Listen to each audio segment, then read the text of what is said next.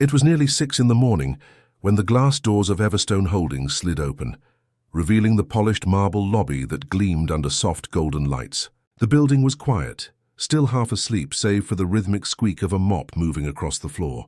David Turner worked in careful, measured motions, his reflection faintly visible in the glass walls around him. At 45, his posture was straight, his face lined not from age but from long days and early mornings. He wore a grey uniform with the company's crest stitched neatly above the pocket, a job that most people ignored but one he treated with quiet pride.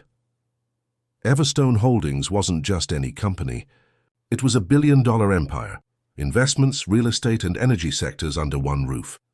Its CEO, William Cross, was the kind of man who appeared on magazine covers, known for his bold deals and his sharper tongue. His employees admired him and feared him in equal measure. The building seemed to move according to his moods. When he was pleased, the atmosphere hummed with confidence. When he wasn't, people walked a little faster, spoke a little softer. David had never met him personally, though he saw his name everywhere, on plaques, on the framed business awards that lined the lobby, even embossed on the golden pens that executives carried like trophies.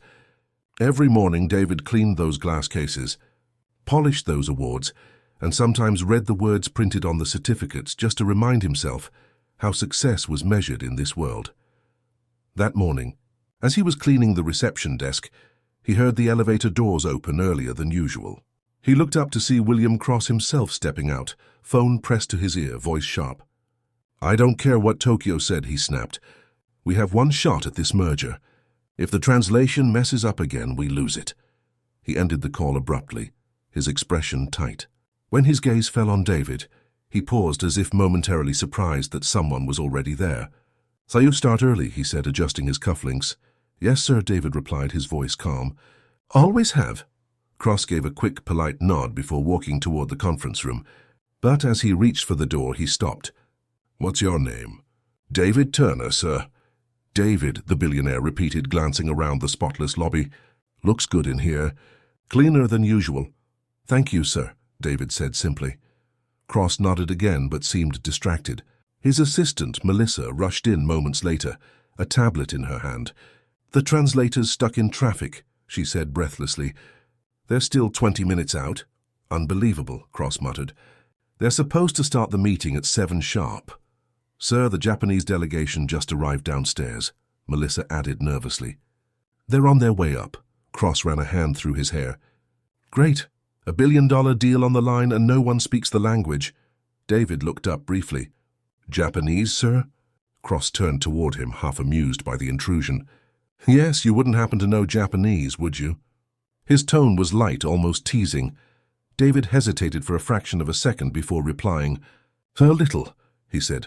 The billionaire laughed quietly. "Of course you do," he said, clearly thinking it was a joke. "Don't worry, Turner.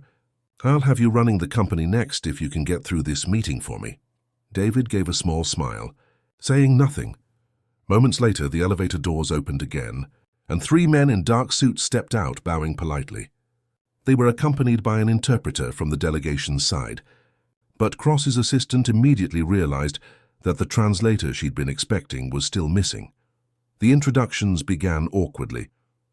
Melissa greeted them with smiles and handshakes, and Cross did his best to follow suit, though he clearly didn't understand a word. The Japanese executive in the center, a composed man named Mr. Nakamura, spoke a few sentences, his tone polite but formal. The interpreter tried to bridge the gap, but her English was hesitant. The conversation was slipping, tone by tone, into confusion. Cross glanced at his watch impatiently. "Melissa, where's our translator?" "Still on the way?" she whispered.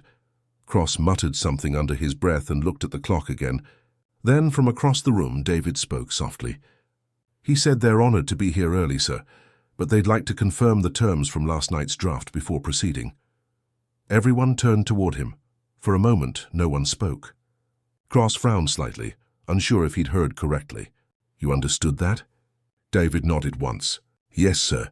He's referring to the merger document your legal team sent last night." The Japanese delegation looked at David in surprise. Mr. Nakamura smiled faintly and said something else in Japanese. His tone suddenly more relaxed. David listened, nodded, and translated smoothly. He says they appreciated your quick response last evening and that it showed strong commitment to partnership. The room went still again, but this time, it wasn't awkward silence, it was astonishment. Cross blinked, taken aback. Wait a minute. I studied in Japan for 2 years, David said quietly, before I came back here. My degree was in linguistics, but my family needed me home, so I took this job. Cross's expression shifted from disbelief to something closer to admiration, though he masked it quickly. Well, Mr. Turner, he said, straightening his tie, it seems I may have underestimated you. David smiled politely. Happens to most people, sir. The executives chuckled softly at that. Even Melissa tried to hide a grin. Cross gestured toward the meeting room. All right, Turner. Since you're already here, why don't you sit in for a bit? Just until our translator arrives. David nodded and followed them inside. The long table gleamed under the recessed lighting, the air thick with tension and the scent of coffee. As the meeting began, David moved easily between languages, translating not only the words but the tone, the small cultural nuances that could make or break trust. He softened phrases where needed, added clarity when confusion arose, and ensured that neither side lost face. Half an hour passed. The missing translator still hadn't arrived, but no one seemed to notice anymore. Cross leaned back, watching as the conversation that had once been a stumbling mess now flowed effortlessly. For the first time that morning, he looked at David not as a janitor, but as something entirely different, a professional, a bridge between worlds. By the time the meeting ended, the two parties had not only agreed to the merger terms, but also planned an informal dinner that evening. The billion-dollar deal that had seemed on the brink of collapse was suddenly back on track. When the delegation stood to leave, Mr. Nakamura bowed deeply toward David. Arigatou gozaimasu, he said warmly. David returned the bow. Dou itashimashite, he replied. After the executives left, the room remained quiet for a long moment. Then Cross exhaled sharply and turned toward him. Turner, I owe you an apology, he said. And maybe a thank you dinner. David smiled faintly. No apology needed, sir. Just doing what I could, Cross chuckled. What you could just saved me a billion-dollar headache. I meant what I said earlier. If you can handle a meeting like that, you might actually be running this company someday. Melissa smiled from behind her tablet. I think he already started, sir. Cross laughed again, genuinely this time shaking his head. You might be right. He extended his hand. Thank you, David. David shook it firmly. You're welcome, Mr. Cross. As the CEO walked out, the sunlight streamed through the glass walls, casting long shadows across the polished floor. David stood alone for a moment, looking out at the skyline beyond the window. He had come in that morning as the man who cleaned the floors. Now he had become the one who had kept the building standing tall in a different way. Outside the boardroom, the lobby staff watched him pass by. No one said a word, but they all looked at him differently now. There was respect in their eyes, quiet but unmistakable. David picked up his cleaning cart again, rolled it down the hallway, and smiled to himself. He didn't need applause.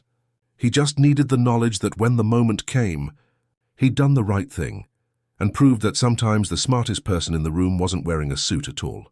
The following morning, the buzz inside Everstone Holdings felt different. The security guard at the front desk greeted David with a nod instead of the usual distracted wave. The receptionist smiled and offered him a cup of coffee before he even clocked in. Even the executives who used to stride past him without a glance seemed to hesitate now, offering polite good mornings as they hurried toward their offices. It was subtle but noticeable, the kind of shift that happens when someone's invisible effort suddenly becomes visible. David tried not to think much of it. He returned to his regular duties, polishing floors, emptying trash bins, wiping fingerprints off glass walls, but his mind was elsewhere. The previous day kept replaying in his head. The tense meeting, the stunned silence when he had spoken Japanese, the way the billionaire's expression had changed from amusement to genuine respect. He didn't crave recognition, but there was a quiet satisfaction in knowing he'd done something meaningful. Around 10 o'clock, Melissa, Mr. Cross's assistant, appeared in the lobby. "David," she called out, her voice friendly but formal. "Mr. Cross would like to see you in his office." He looked up, surprised. "Right now?" Yes, he said to bring your ID badge. He nodded, wiped his hands on a towel and followed her upstairs. The elevator ride felt long, even though it was only a few floors. When the doors opened, he stepped into a space that looked more like a museum than an office. Tall glass walls, sleek wood panels, framed photos of Cross shaking hands with governors and CEOs. "Go right in," Melissa said with a reassuring smile. David knocked lightly before stepping inside. Cross's office was vast, with floor-to-ceiling windows overlooking the city. The man himself stood by the window, sleeves rolled up, phone pressed to his ear. He motioned for David to sit while he finished the call. "Yes, tell them the agreement stands," Cross said sharply. "Ensign Nakamura, my personal thanks. We're closing this week." He ended the call, exhaled, and turned toward David. "Morning, Turner." "Good morning, sir," David replied, sitting straight. Cross walked over, hands in his pockets. "You know, I've had translators, consultants, and attorneys working for me for years, but none of them have ever pulled off what you did yesterday. Nakamura called me last night personally. Said it was the most seamless negotiation he'd ever had with an American firm." David smiled faintly. "I'm glad it went well, sir." Cross nodded. "Went well? You saved the deal. Do you realize what that means?" "I suppose it means the company keeps growing," David said humbly. The billionaire laughed. "That's one way to put it." He walked around his desk and sat, folding his hands. "Tell me something, Turner. How does a janitor end up fluent in Japanese and capable of running corporate translation like a pro?" David hesitated, not because he didn't know the answer, but because he wasn't used to being asked questions like that. "My mother worked at the U.S. Embassy in Tokyo," he said finally. "She was a translator. I grew up there until I was 20. When she got sick, I came home. After she passed, I needed work, so I applied here." Cross studied him for a long moment. "And you never thought about using your language skills again?" "I tried," David said quietly. "But it's hard to get hired in corporate settings without a degree from a place that people recognize. So I took the job that was open." The CEO leaned back in his chair, clearly thinking. "That's a waste of talent if I've ever seen one." David didn't respond. He wasn't sure what to say that wouldn't sound defensive. Cross tapped a pen against his desk. "How'd you like to work for me? Not as a janitor, but in a professional capacity. We could use someone like you on the international communications team." David blinked, unsure if he'd heard right. "Sir, I don't have the qualifications for that kind of position." "Maybe not on paper," Cross said, "but experience counts for something. You've already proven you can handle high-stakes communication better than half the people with degrees in this building." David shifted slightly in his chair. "I wouldn't want to take a spot from someone more qualified." Cross chuckled softly. "That's exactly why you deserve it. You're not looking for shortcuts. You just do the work. And you do it well." There was a short silence before the CEO continued. "Here's what I'm thinking. You start as a liaison assistant, translation support, document coordination, cultural advisement. We'll pay for evening business courses at the community college nearby. If you stick with it for a year, we'll talk about something bigger." David stared at him. "You'd really do that?" Cross smiled faintly. "Consider it an investment. You helped me save $1 billion yesterday. I think it's fair that I help you earn a little of your own potential." David nodded slowly, still processing. "Thank you, sir. That means more than you know." Cross stood and extended his hand. "Welcome to the international team, Turner." David rose and shook it firmly. "I won't let you down." "I know you won't," the CEO said, smiling. "Now go talk to HR, and keep your badge. We'll update your title by next week." As David left the office, Melissa was waiting outside, her grin wide. "So how'd it go?" He smiled back, the disbelief still visible on his face. "I think I just got promoted." "No kidding," she said, laughing. "It's about time someone in this building got noticed for more than their job title." By the afternoon, word had spread quietly through the company. Some congratulated him openly. Others watched from a distance, unsure how to react. But David didn't mind. He spent the rest of the day training with a communications specialist who was both impressed and amused by the story. Later that evening, as the office lights dimmed and most employees left, David stayed behind, reading through company documents. He wanted to understand everything: the projects, the partners, the language they used in deals. The janitor's cart had been replaced by a laptop and a stack of reports, but his work ethic remained the same. As he read, he came across an internal memo announcing the official signing of the Nakamura deal. At the bottom of the document, in bold print, was a statement from William Cross. This partnership reflects not only business excellence, but the power of communication across all levels of this company. David smiled when he saw that line. It wasn't just about him. It was about everyone who worked hard without being seen. Everyone who had something more to offer, if someone would only look closer. When he finally left for the night, the city lights glowed outside like scattered gold.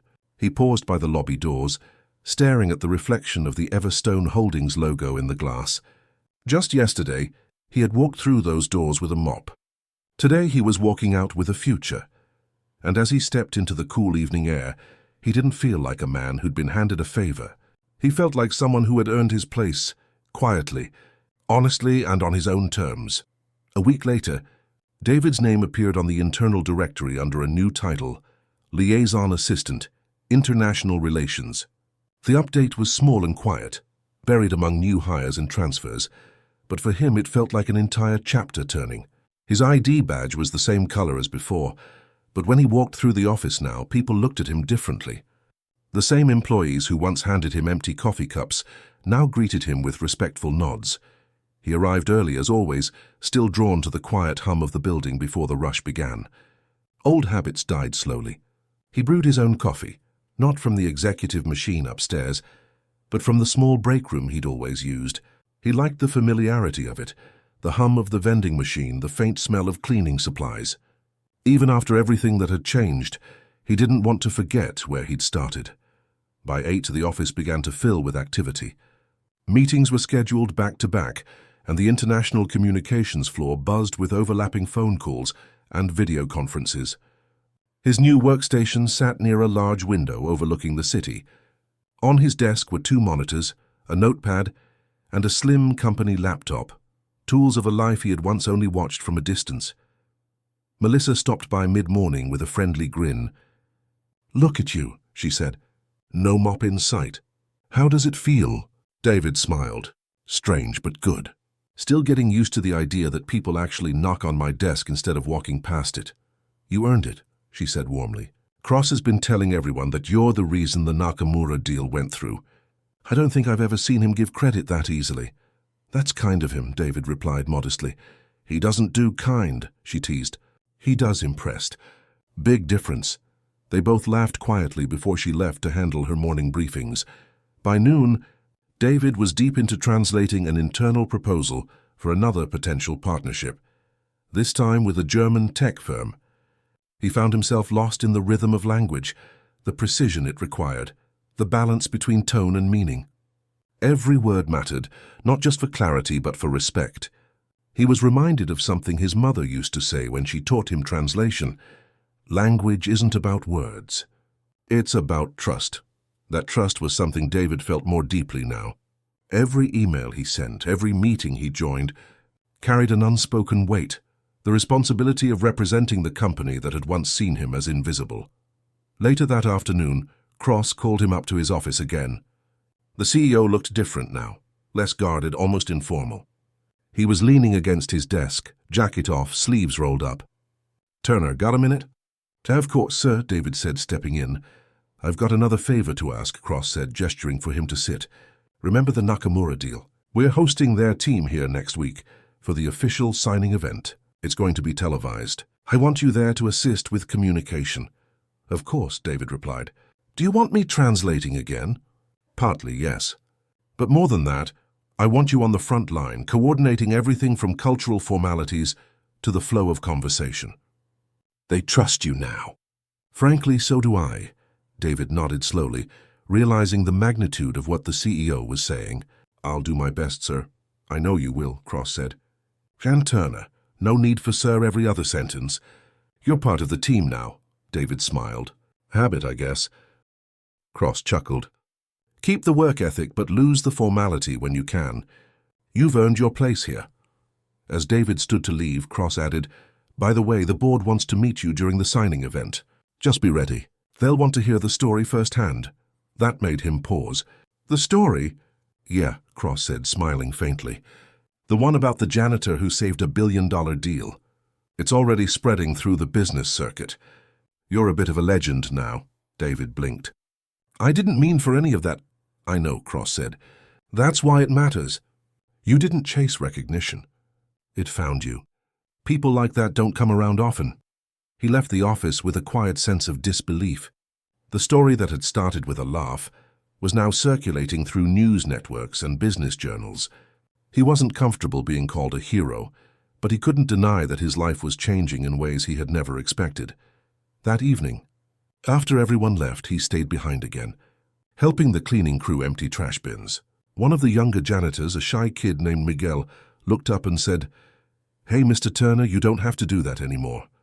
David smiled softly. "Maybe not.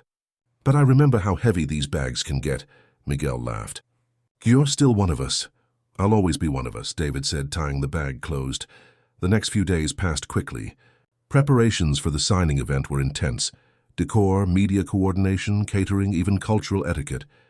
David oversaw it all, working with quiet precision. He ensured that the Japanese and American flags were displayed with equal height, that the seating arrangement respected seniority, and that every piece of printed material had accurate translation. On the morning of the event, the building buzzed with cameras and media personnel. Cross was dressed in his best tailored suit, his confidence unshakable as always. When the delegation arrived, they greeted David warmly, bowing and smiling as if seeing an old friend. During the ceremony, Cross gave a brief speech about partnership and respect across cultures. Then he motioned toward David. "Before we sign," he said, his voice carrying through the room, "I want to acknowledge someone who represents what this company stands for. Someone who reminded us that talent and integrity can come from anywhere." The audience turned toward David. Cameras flashed.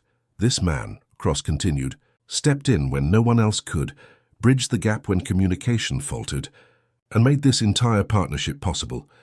David Turner, thank you." Applause filled the room. David felt his chest tighten as he stood, unsure how to react. He nodded politely, giving a small bow toward the delegation.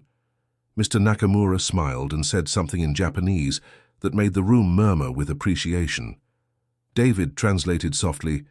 He says, "The truest strength of a company is measured not by wealth, but by humility." Cross smiled. "Well said."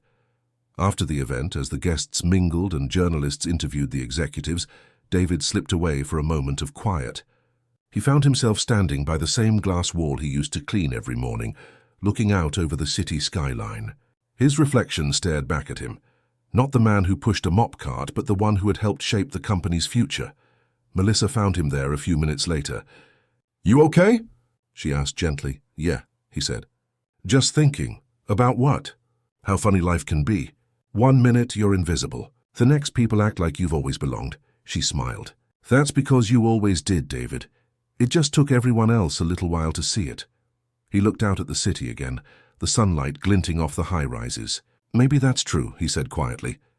"But I'm glad they finally did." When the guests left and the building returned to its calm evening quiet, David walked through the now empty conference hall. The long polished table reflected the soft light from above, and for a fleeting second, he could see the faint outline of his old mop bucket in his mind. He smiled to himself. Life hadn't just changed, it had come full circle. 2 months passed since the signing event, yet the impact of that day still echoed throughout Everstone Holdings. David had settled comfortably into his new role, earning the quiet trust of the international relations team and the respect of executives who once didn't know his name. His days were filled with calls, emails, and cultural consultations, tasks that carried weight, but never ego. He approached each one with the same humility he had when cleaning floors, and that made all the difference. On a crisp Monday morning, David arrived at the office before sunrise, as usual. The city below was just waking up, the streets slowly filling with the rhythm of another workday. He stopped by the lobby, nodding to the janitorial crew before heading upstairs. Though his badge now gave him access to the executive floors, he still preferred taking the service elevator. It reminded him of where he started, and how every floor, no matter how high, was built on the work of the ones below it. By 7, his inbox was already full. Everstone had started negotiations with a French renewable energy firm, and William Cross had asked David to oversee communication again. The stakes weren't as high as the Nakamura deal, but the project's success could shape the company's global direction for years. David spent the next few hours reviewing documents, translating terms and flagging cultural nuances that could lead to misunderstandings. Around mid-morning, Cross called him into his office. The CEO looked unusually relaxed, sipping coffee as sunlight poured through the glass windows. "Morning, Turner," he said. "I hear you've already fixed 3 miscommunications in this new deal before breakfast." David smiled. "Just making sure we don't repeat history, sir." Cross chuckled. "That's what I like about you. You think 2 steps ahead. Reminds me of my first few years in business, back when I thought attention to detail was optional. It took me a decade to learn what you seem to know instinctively." "Maybe I just got lucky," David said. "No, you earned it," Cross replied firmly. "Luck doesn't write accurate contracts or save billion-dollar mergers." They talked for several minutes, reviewing timelines and correspondence strategy. When the discussion ended, Cross leaned back in his chair. "One more thing, Turner. Next month, I'm attending the Global Leadership Summit in Chicago. I'd like you to come along. You'd be surprised how often small interactions can make or break big opportunities."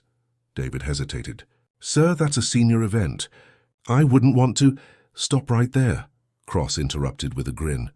"You're exactly the kind of person who should be in that room." "You've earned your seat," David nodded slowly. "All right, sir. Thank you." As he left the office, he couldn't help but smile. The idea of flying to a national summit alongside corporate leaders felt unreal. But more than excitement, he felt responsibility, the quiet pressure of representing everyone who'd ever been overlooked. Over the following weeks, the company's internal newsletter ran a small feature on David titled "From Janitor to Linguist," the man who bridged a billion-dollar deal. It was simple and respectful, focusing on his work rather than his past.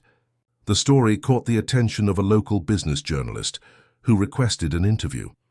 David hesitated, unsure if he wanted to step into the public eye. But after some encouragement from Melissa and Cross, he agreed. The interview took place in the same lobby where it had all begun. The reporter, a kind woman in her 40s, asked him about his background, his journey, and what drove him. David answered honestly but humbly. "I didn't plan for any of this," he said. "I just wanted to do my job well. Sometimes that's all it takes, being ready when no one expects you to be." When the article was published, it spread quickly.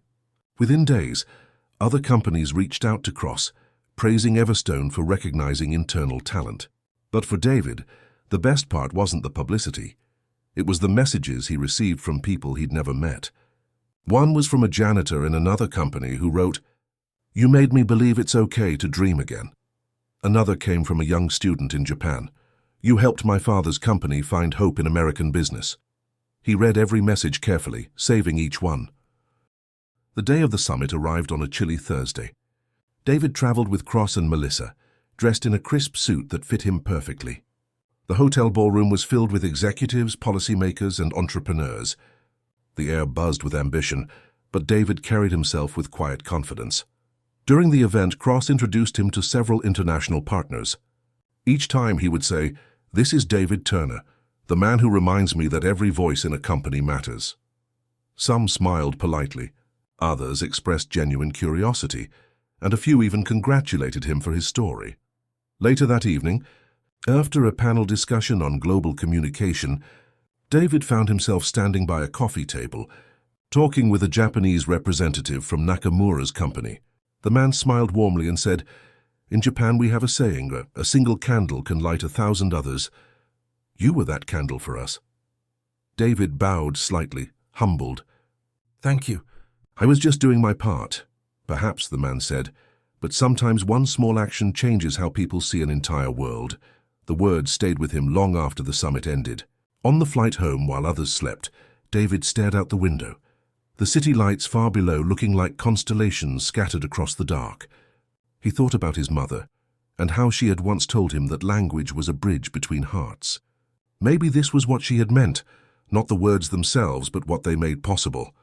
Back at Everstone, things continued to evolve. David began training interns on cross-cultural communication, helping them understand not just vocabulary, but empathy. He became the quiet mentor for employees who felt unseen, the mail clerk, the receptionist, the new technician who stayed late to learn systems. People gravitated toward him not because of his title, but because of his authenticity. One evening, when most of the office had gone home, Cross walked by and noticed the light still on in David's office. He stepped in and saw him reviewing papers with two young interns, patiently explaining the difference between literal and cultural translation. "Still teaching after hours?" Cross asked, smiling. David looked up. "They wanted to learn. I didn't want to waste the moment," Cross nodded thoughtfully. "You know, Turner, leadership doesn't always look like giving orders. Sometimes it looks like exactly this." After the interns left, Cross lingered. "I was thinking," he said, "about something Nakamura told me at the summit. He said, a company that sees its janitor as a partner will never go broke. I think he was talking about you." David laughed softly. "I don't think he meant it literally." "Maybe not," Cross said, but he wasn't wrong. They stood quietly for a moment, the hum of the city drifting faintly through the window. Then Cross added, "You've changed this place, you know. Not just the company, but the way we look at people." David shook his head modestly. "I just reminded everyone what respect sounds like." Cross smiled. "Whatever you did, I hope you keep doing it." As the CEO left, David turned off the desk lamp and looked out at the dark skyline. The glass walls reflected both the city and his faint silhouette, a man once underestimated, now trusted. He thought of how everything had begun, a mop, a flaw, and a moment of laughter that had turned into something larger than pride. He picked up a pen and wrote down something in his notebook, a thought that had formed quietly in his mind. Dignity starts when someone chooses to listen. Then he closed the notebook, switched off the lights, and walked out. The elevator doors closed behind him with a soft hum, carrying him downward, past the floors where he had once cleaned, toward the same lobby where everything had begun. The next morning, when he stepped inside again, the same marble floors shone beneath the same morning light, but this time they reflected something else too. A man who had found purpose in a place that had once overlooked him, and who now understood that success wasn't measured by titles, but by the difference you leave behind when you walk out of a room.